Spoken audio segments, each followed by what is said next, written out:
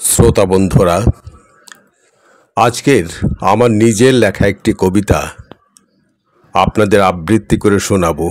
আমি নাসির আহমেদ কাবুল। কবিতার নাম মেঘ মেদুর বাদল দিনে।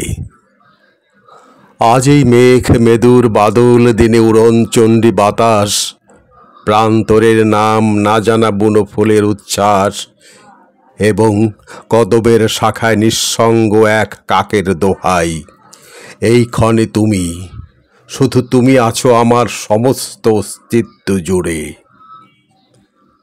মন আজ বিক্ষিপ্ত মেঘের ডানায় উড়ে যায় ঠিকানহীন গন্তব্যে, যেথায় মহিয়সী তুমি এক পলাতকা সময়কে আঁকড়ে ধরে বসে আছো।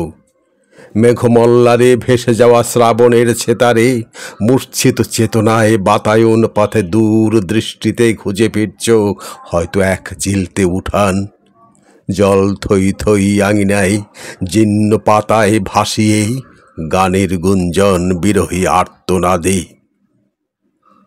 আমি আছি বন্ধু, যেমন ছিলেম কাঠ ফাটা রোদ্দুরে অথবা গহীন অন্ধকারে নিরালায় নিশ্চুপ।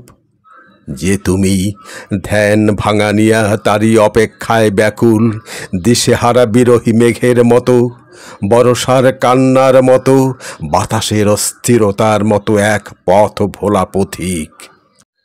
ঠিকানা জানি না আমি, কোথায় যেতে কোথায় যাই চলে।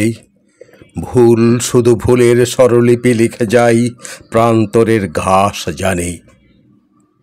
মাথার উপর জল ভরা মেঘ জানে আমার কষ্টের মহাকাব্য কি করে তিলে তিলে গড়ে তুলি স্বপ্নের রাজপ্রাসাদ।